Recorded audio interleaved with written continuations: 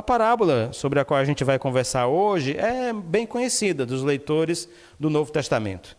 E mesmo aqueles que nunca ouviram falar da parábola propriamente dita, talvez já tenham ouvido falar a respeito do grão de mostarda e da sua principal característica, que é a sua pequenez, né?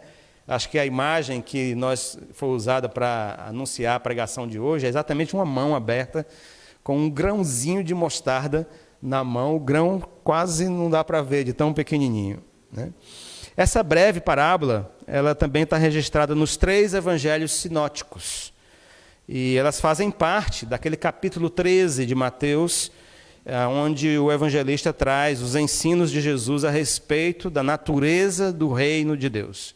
Então, está registrado nos evangelhos sinóticos e também no grupo de parábolas a respeito do reino de Jesus em Mateus 13. É interessante porque nessas parábolas, sobretudo essas registradas em Mateus, no capítulo 13 de Mateus, também registrada nos outros evangelistas, Jesus faz uma descrição assim multifacetada do reino. Você sabe que quando você tem uma coisa muito importante para descrever, para explicar, e que não dá para explicar de uma vez só, você vai explicando de pedaços, você diz assim, olha, é como se fosse assim, mas é mais ou menos desse jeito. Tem essa outra característica também. E também tem esse outro modo que você pode ver. Foi assim que Jesus fez com as parábolas a respeito do reino, para poder descrever o reino de forma eficaz e nós entendermos o reino de Deus. Ele contou diversas parábolas, apresentando assim uma forma multifacetada de nós percebermos o reino de Deus. As parábolas do semeador, da semente, do grão de mostarda, que é a de hoje, elas falam do domínio de Deus como algo que já é, mas ainda não é. Que coisa, né? Mas eu acho que a gente vai, no decorrer do dia de hoje, da noite de hoje, entender bem direitinho o que significa isso. Um reino que já é, mas que ainda não é. Elas são um lembrete para nós, essas parábolas, de que as circunstâncias que nos cercam, elas não são um impedimento para a plenitude de um reino de amor. Mesmo quando essas circunstâncias são completamente estranhas ao reino de Deus, elas não impedem que esse reino se realize em nós. Então, nós vamos ler o texto bíblico vamos ler o texto de Marcos. Está registrado nos 3 sinóticos, Mateus, Marcos e Lucas, mas eu convido você a abrir sua Bíblia e ler junto comigo o registro dessa parábola no Evangelho de Marcos, no capítulo 4, a partir do verso 30 até o verso 34. Então, Marcos, capítulo 4, versos de 30 a 34. Procura aí no seu celular. Sim, eu não esqueci de dizer, toda vez eu estava dizendo da outra vez, aproveita e compartilha esse momento de pregação também com alguma pessoa que você queira que esteja junto conosco estudando a palavra. Abre uma sala de vídeo, coloca nas redes sociais, aonde você quiser fazer isso, para que outras pessoas possam também ter a oportunidade de ouvir um pouco da exposição da palavra de Deus. O texto de Marcos, capítulo 4, versos de 30 a 34, diz assim: Novamente ele disse: Com que compararemos o reino de Deus? Que parábola usaremos para descrevê-lo? É como um grão de mostarda, que é a menor semente que se planta na terra. No entanto, uma vez plantado, cresce e se torna a maior de todas as hortaliças, com ramos tão grandes que as aves do céu podem abrigar-se à sua sombra. Eu sei que talvez alguns de nós ouviu falar de mostarda numa outra fala, onde Jesus também cita o grão de mostarda, né? Onde ele diz que a nossa fé, se for do tamanho de um grão de mostarda, pode fazer coisas tremendas. Mas aqui na parábola, o grão de mostarda então retorna, porque o grão de mostarda tinha essa característica de ser percebida como uma semente muito pequena. Bom, nos dias de Jesus não havia supermercado, claro, né? Ninguém vai imaginar que tinha supermercado naquele tempo. Não tinha. Para se procurar, por exemplo, a seção de temperos, né? Você imagina Maria ou Marta chegando para... Vamos ali no supermercado pegar ali uma pimenta, ou então um cominho. Não tinha supermercado. Na verdade, quem queria uma comida com um tempero variada, precisava cultivar bem a sua horta. Você tinha que ter uma horta em casa, onde você cultivava os seus temperos, as suas hortaliças, né? E então lá você podia cultivar coisas como hortelã, endro, cominho e mostarda. Não o vidrinho, mas a planta mesmo. Lá você plantava e lá você colhia. Esses são alguns dos temperos: hortelã, endro, cominho e mostarda, uns dos temperos que eram cultivados no quintal de casa nos dias de Jesus. E os estudiosos da cultura judaica dizem que praticamente no quintal de todas as casas havia uma pequena horta. E ao lado dessa pequena horta havia também um pé de mostarda. Isso porque, embora seja uma hortaliça, um tempero que é usado, o pé de mostarda ficava maior. Então ele não podia normalmente ser cultivado juntamente com as outras hortaliças. Existe um comentarista, né, que identifica que esse grão de mostarda era da chamada mostarda escura, um tipo específico de mostarda, um grãozinho, né, escuro, que era utilizado para fazer o tempero. Mas a verdade é que nós não temos certeza se Jesus estava falando dessa mostarda quando ele falou a sua parábola. Embora que não vá fazer diferença se era uma mostarda de um tipo ou de outra. Os comentaristas dizem que essa sementinha da mostarda, ela germina num prazo de 5 dias. Você plantou, 5 dias, ela está já nascendo. E ela cresce rapidamente. E ela se transforma num arbusto, que pode chegar até 3 metros de altura. Mas, geralmente, esses arbustos têm cerca de 1,5 metro de altura. Os que crescem mais chegam a 3 metros. E na base dessa mostardeira, vamos dizer assim, né, que se tornava maior, havia muitas folhas grandes e os caules acabavam se tornando um local onde os pássaros poderiam se abrigar e aproveitar e comer as sementes de mostarda, que é, digamos assim, um temperinho a mais para eles, era um gostinho diferente para os pássaros. Então, muitos pássaros gostam da semente de mostarda. Um outro comentarista, né, informa que, embora houvessem sementes menores do que a semente de mostarda nas regiões próximas de onde Jesus vivia, como, por exemplo, algumas variedades de orquídea e também de cipreste, né, no mundo judeu e greco-romano, a semente de mostarda se tornou um provérbio. Era como se toda vez que se queria falar de uma semente pequena, se falava do grão de mostarda. Então, ele era a referência de semente pequena. Daí, possivelmente, decorre o fato de Jesus ter usado a semente de mostarda como um exemplo que ele queria para apresentar a sua parábola e a sua comparação que ele queria fazer. A parábola, né, Jesus não tinha a intenção de comparar sementes, mas sim de comparar a pequena semente de mostarda com o grande pé de mostarda, a mostardeira em que aquela semente se transformava como planta adulta. Essa parábola, ela vem junto com a outra. Eu já disse para vocês que às vezes tem parábolas que são parecidas, próximas. Então, essa parábola, ela é chamada parábola gêmea com a parábola do fermento. Elas estão juntas no mesmo texto, no mesmo momento. E essa parábola, então, elas falam das mesmas coisas. A parábola do grão de mostarda e do fermento. Nas duas há um contraste. A ideia de Jesus é mostrar um contraste como uma das principais características do reino de Deus.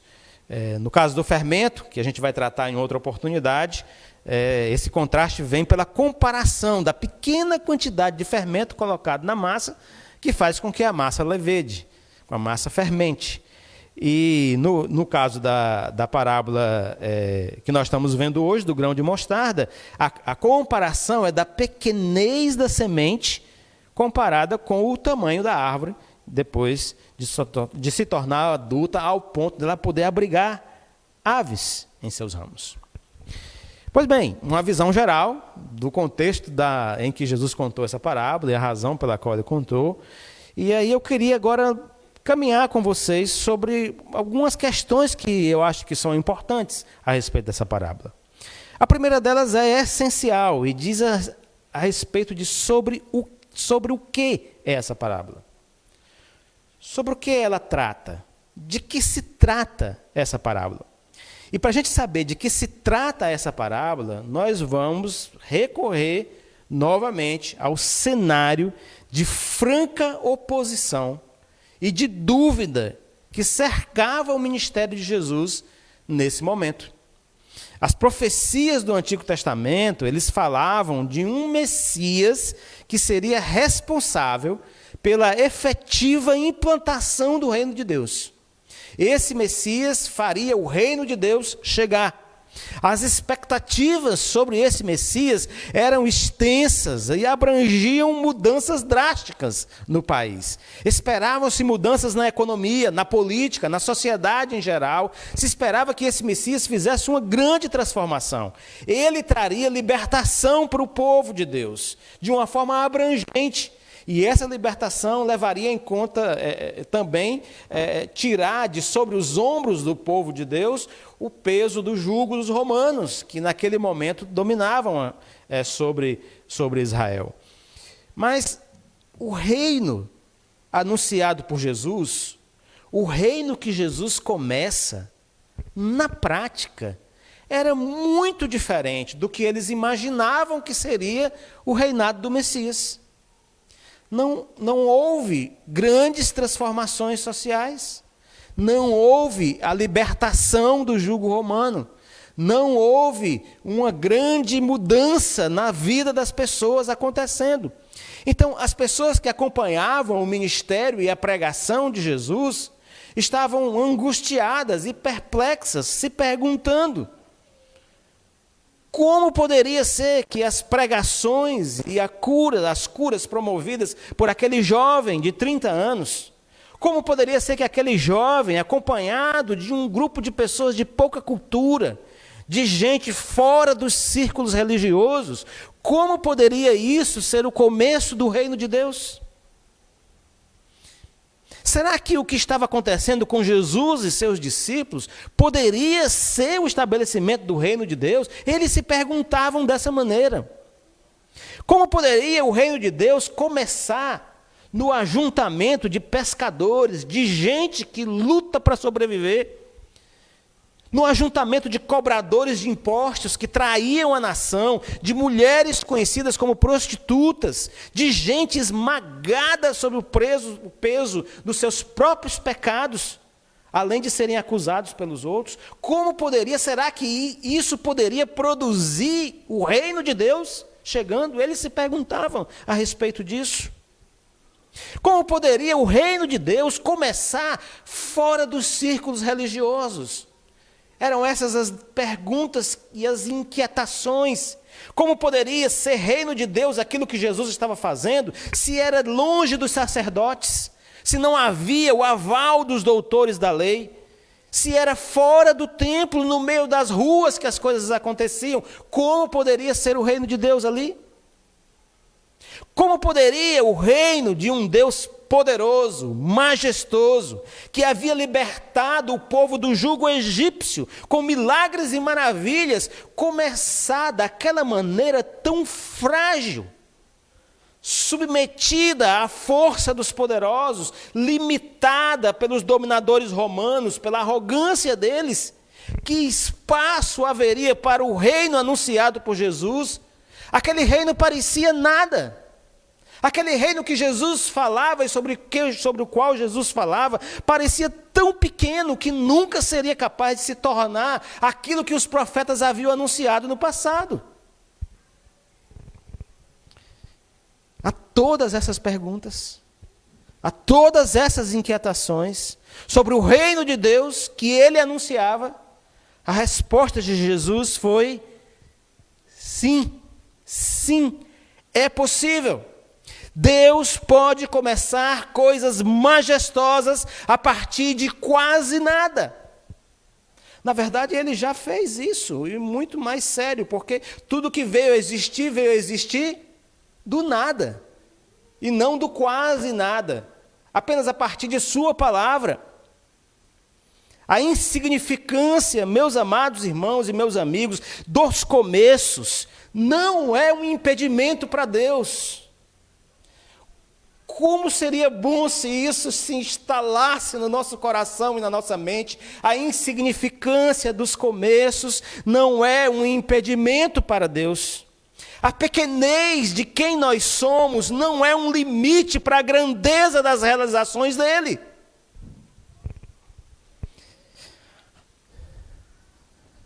Assim como um pequeno grão de mostarda pode se transformar num grande arbusto, capaz de abraçar e alimentar as aves, o evangelho anunciado por Jesus, essa pequena semente, é através dela que o domínio de Deus e o seu reino de amor e justiça virá.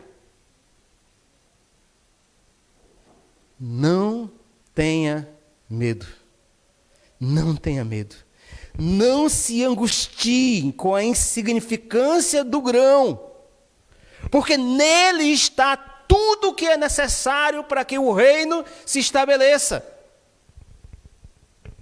Confie naquele que conduz a história para o seu desfecho final. Esse é o principal ensino dessa parábola.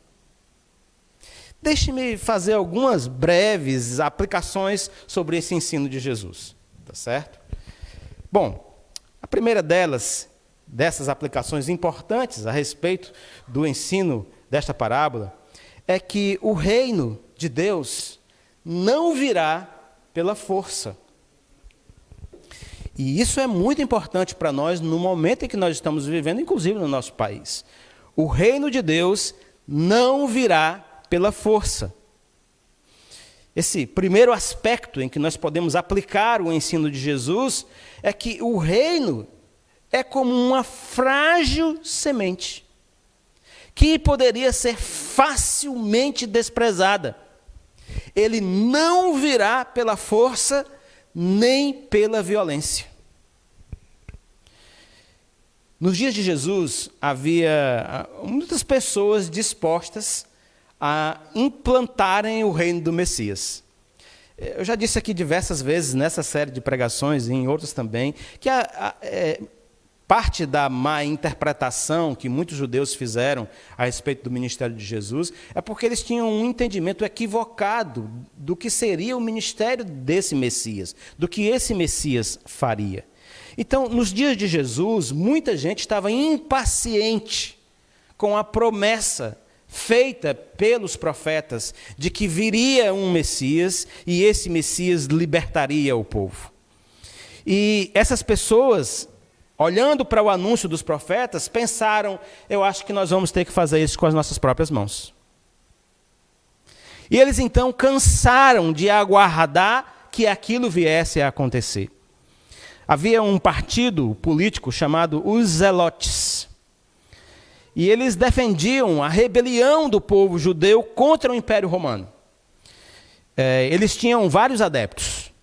E entre os discípulos de Jesus havia um zelote, chamado Simão o Zelote. Os zelotes eram nacionalistas, radicais. Eles estavam indignados com o domínio dos romanos sobre Israel. E eles viam que esse domínio estava por uma falta de autonomia de Israel, a presença militar permanente dos romanos, era assim que os romanos controlavam os povos dominados, e o outro controle que os romanos faziam muito bem era a cobrança de pesados impostos. Então, os zelotes estavam indignados com tudo isso, mas eles tinham na mente, no seu entendimento teológico e religioso, a ideia de que viria um Messias, mas o Messias demorava.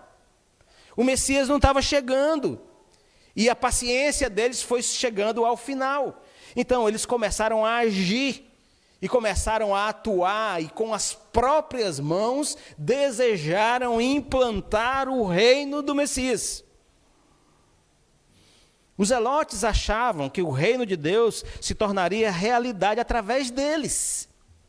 Eles estavam cansados de viver, um dia após outro, uma vida tão diferente do reino de justiça e de paz anunciado pelos profetas. E eles entenderam então que não deveriam mais cruzar os braços e decidiram pegar em armas e lutar contra tudo que impedia o reino de chegar. Os zelotes queriam o reino já. Jesus anunciava que o reino já havia chegado, mas não como eles esperavam. O reino havia chegado em forma de semente, pequena, frágil e, para alguns, até insignificante. Mas a verdade é que os zelotes não viram o reino chegar. Eles colocaram suas esperanças no conflito. Eles colocaram suas esperanças na revolta armada. Eles estavam tão ocupados organizando essa implantação do reino, isso tudo, que não viram o reino chegar. Discreto, sem alarde, mas com a garantia de que Deus fará esse reino majestoso. Hoje, em nossos dias, há várias pessoas que adotam a mesma linha de pensamento dos zelotes. Elas querem o reino já. Ao olhar a semente aparentemente frágil do Evangelho de Cristo, falta para elas confiança e perseverança. Elas olham para o anúncio feito por Cristo do Evangelho e dizem, isso não vai funcionar. Isso é muito frágil. Nós precisamos de algo mais poderoso, mais forte, mais contundente. Nós precisamos agir. Então essas pessoas abraçam os poderes deste mundo para facilitar a chegada do reino. Mas ao fazerem isso, ao abraçarem os poderes deste mundo para que o reino chegue, eles negam a natureza do próprio reino. O resultado é que eles jamais escolherão justiça e paz. Preste atenção no que eu vou dizer agora para você. Aqueles que propõem uma fusão, ou mesmo uma aliança entre o Estado e a fé, não falam sobre o reino de Deus, mas falam sobre os seus próprios reinos. Aqueles que pedem o nosso aval para impor de forma indiscriminada valores que são até caros para nós, mas que desejam ser impostos para outros, não falam sobre o reino de Deus, falam sobre os seus próprios reinos. E nós precisamos ficar atentos sobre isso. Como servos de Cristo, como igreja de Deus, nós somos chamados não a aparelhar o Estado ou qualquer outra força deste mundo com crenças e valores. Nós não somos chamados a usar esses poderes para que o reino chegue, porque o reino chegará pelo poder de Deus. É o Espírito de Deus agindo neste mundo. É assim que o reino chega e se estabelece. É claro que nós podemos e devemos participar politicamente da vida do país, mas não nos cabe tomar o Estado ou tomar as estruturas de poder, fazendo delas a força, instrumentos de normatização da fé e dos costumes de outras pessoas. Preciso lembrar que, bem diferente do Israel dos tempos de Jesus, e inclusive do Israel antes de Jesus, nós não vivemos uma teocracia. Nós não fomos comissionados por Deus para implementar uma teocracia, não. Esse assunto é tão importante. Historicamente, os batistas, como nós, têm se preservado dessas armadilhas através do princípio de separação entre a igreja e o Estado. Nós não queremos um Estado ateu, não é isso. Mas também não abraçamos uma teocracia à moda do antigo Israel ou então do atual islamismo. Conforme afirma a nossa declaração de fé, nós almejamos um Estado laico e uma igreja livre. Então veja só, meu irmão, meu amigo, com esta parábola, Jesus afirmou para os zelotes daquele tempo e do nosso tempo, e para todos que se inquietavam, desejando a plenitude dos sinais do reino agora, que o reino já havia chegado através dele, Jesus, e através da sua mensagem. E havia chegado de forma simples, despretensiosa. E mais ainda, que o futuro desse reino, simples como uma semente, está garantido pela ação poderosa de Deus, que transforma pequenas sementes em arbustos frondosos. Oh, Deus maravilhoso, aquele que opera nas nossas vidas, que opera neste mundo, que tem algo de bom a realizar na vida de cada um de nós. Esse Deus que conduz a história para algo que nós nem entendemos direito, mas que vai dar honra, glória e exaltação ao nome dele e vai ser para o nosso bem.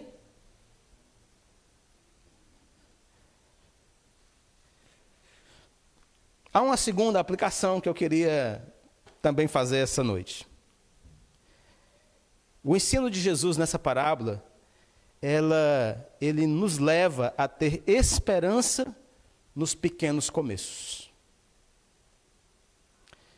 Essa é uma segunda aplicação do ensino dessa parábola, né? Diz respeito a essa esperança. Existe uma esperança para todos aqueles que se sentem pequenos.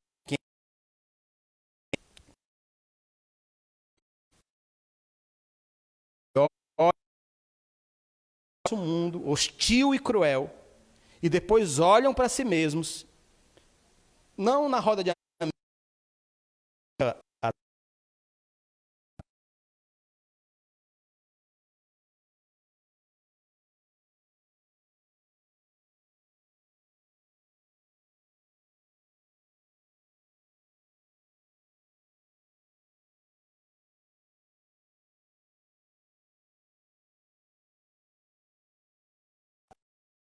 reino, à primeira vista parecer sem graça.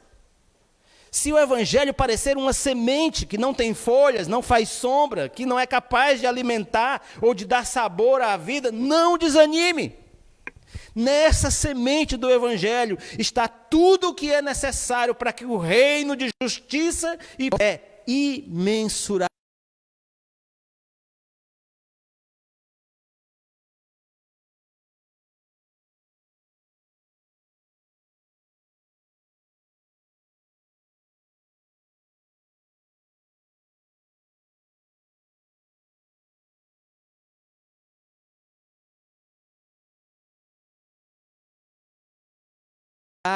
Não se pode medir.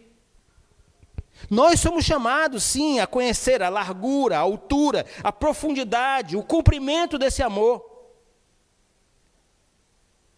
Mas nós não temos como medi-lo. Somos chamados a investigar o amor de Deus. Então eu quero perguntar a você que está me ouvindo aí agora à distância. Que tal você acha, o que é que você acha desse desafio? De conhecer mais sobre o amor de Deus, de investigar a respeito desse amor, da sua largura, altura, comprimento e profundidade, um amor com 4 dimensões. O que você acha disso? Essa mesma palavra viva de Deus, que é Jesus Cristo, nos diz que esse amor, o amor de Deus, é capaz de reconstruir nossa confiança nele, ao ponto em que de nós nos rendermos a Deus, de nos colocarmos rendidos na presença dele. O que você acha disso? O que você acha de experimentar, depois de conhecer esse amor de Deus, de se render a ele, de se entregar completamente a esse amor?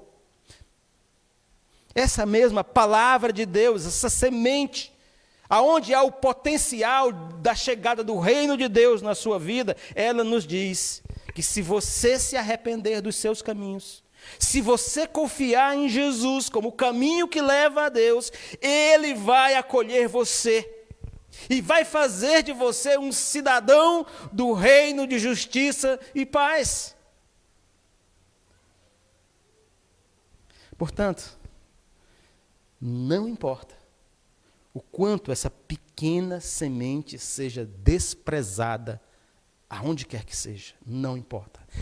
Nessa pequena semente, há o poder de fazer o reino de Deus vir até você. Mas não se deixe enganar por aqueles que lhe oferecem a plenitude do reino agora. Porque esses estão prometendo os seus próprios reinos, e não o reino de Deus. Porque o reino de Deus, e Jesus falou isso, não é deste mundo. Começa agora, quando essa semente plantada no coração germina. Mas é reino para a eternidade. É reino para a eternidade. Esperança nos pequenos começos. Essa esperança nos pequenos começos tem uma outra maneira de ser percebida. É a esperança para aqueles de nós que já se renderam a Jesus. Daqueles que já esperam a plenitude do reino. Nós fomos alcançados pelo reino, estamos convictos disso. Fomos feitos cidadãos do reino, fomos feitos filhos de Deus. No entanto, não são raras as vezes em que nós gostaríamos de experimentar e de demonstrar mais sinais do reino em nossas vidas. E às vezes isso nos desanima. Eu quero lhe lembrar hoje, meu irmão, que está me ouvindo agora, que tudo o que você precisa para ser um sinal marcante do reino de Deus, já está em você. Não há mais nada que seja necessário, porque é o Espírito de Deus abundando em você, é o Espírito de Deus presente na sua vida, que o capacita a ser uma marca do reino de Deus neste mundo. A semente que germinou no seu coração vai avançar até que o reino de Deus seja pleno na sua vida. Não desanime, não desanime. O Senhor vai completar a boa obra que Ele começou. Pelo poder do Espírito Santo, você foi feito filho de Deus, foi feito cidadão do reino. E ainda que você não seja tudo que você poderia ser agora, a promessa de Deus é que Ele vai honrar a pequena semente que germinou em seu coração.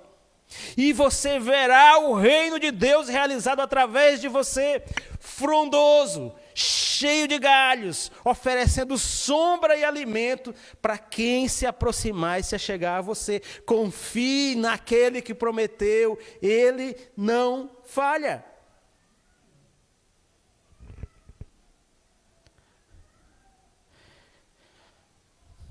Bom, eu estou pertinho de concluir agora já, quero fechar esse raciocínio. E eu quero, na verdade, concluir trazendo esses dois pontos e juntando esses dois pontos em 3 breves orientações práticas a respeito do ensino dessa parábola. Juntar essas aplicações, eu queria convidar você, na verdade, a pensar que nós precisamos encontrar um ponto de equilíbrio para o qual o Evangelho nos chama nesta parábola. 3 recomendações apenas para concluir nossa reflexão de hoje. A primeira delas é: não apresse o reino que ainda não é. Não apresse o reino que ainda não é. Deixe que Deus, que é o Senhor da história, movimente as peças do tabuleiro do reino. Não queira você mesmo mover as peças. Não apresse o reino que ainda não é. Você não precisa abdicar dos seus direitos como alguém criado por Deus para ser responsável pelos seus atos, não. Mas você precisa dizer não à tentação de fazer o reino você mesmo. Não apresse o reino que ainda não é. Todo cristão é livre, por exemplo, para participar da vida política de sua cidade, do seu estado, do seu país, e deve fazê-lo. Mas a nós não cabe definir os tempos e os modos de como o reino finalmente será pleno. Não apresse o reino que ainda não é.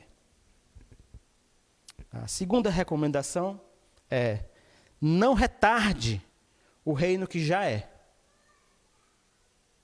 Não retarde o reino que já é. E aqui eu quero dividir essa recomendação em dois blocos. Primeiro, para você que ainda não rendeu a sua vida a Cristo. Você está nos ouvindo, você talvez seja amigo de pessoas que creem em Jesus, talvez você até frequente algumas reuniões, mas lá no fundo do seu coração você sabe que não rendeu ainda a sua vida a Jesus. Então eu quero lhe pedir uma coisa nessa noite. Não se esquive da semente do Evangelho lançada sobre a sua vida. Não se esquive. A semente do Evangelho pode parecer pequenina, pode parecer desprezível, e ela é rejeitada por alguns, mas em nome de Cristo eu lhe peço, não rejeite a semente do Evangelho. Não retarde o reino que quer se realizar na sua vida. Deixe que o Senhor faça a semente germinar, crescer, florescer e frutificar na sua vida. Em nome de Cristo Jesus eu lhe peço, não retarde o reino de Deus em sua vida. Ainda nessa mesma recomendação, quero falar agora para os meus amados irmãos que já se renderam a Cristo. E dentro dessa ideia de não retardar o reino que já é, eu quero pedir a você que não se encolha. Não se encolha, achando que é pequeno, que não pode fazer, que é desprezado e rejeitado por alguns. Não se encolha. A semente do reino já alcançou o seu coração e já germinou. Não se encolha. O Senhor é expert em começos singelos e finais deslumbrantes. Por isso, não se encolha. Ele toma nas mãos o fraco e o abatido para demonstrar a natureza do seu amor e do seu poder transformador. Não se encolha. Não retarde o reino que já é na sua vida. Por fim, a terceira recomendação, que serve para todos nós, é: confie no Rei. Confie no Rei. Jesus afirma que a semelhança do pé de mostarda, que abriga aves e alimenta essas aves, o reino de Deus abriga aqueles que se tornaram cidadãos deste reino, aqueles que abraçaram o ensino, a vida, a morte, a ressurreição, a assunção de Cristo, que é o Rei dos Reis. Então, confie no Rei. Confie no Rei. Ninguém mais merece a sua plena confiança. Confie que o seu reino já é. Confie que o seu reino virá. Confie no amor demonstrado na cruz. Deixe-se conduzir por esse amor. Eu sou o caminho, disse o rei, a verdade e a vida. Que Ele nos abençoe, meus amados irmãos e meus amigos. Nos guarde e cuide de nós, para que a gente possa avançar pela vida, sendo uma marca verdadeira, uma marca perceptível do reino de Deus, que ainda não é pleno, mas já é em nós e já começou agora. Amém. Amém.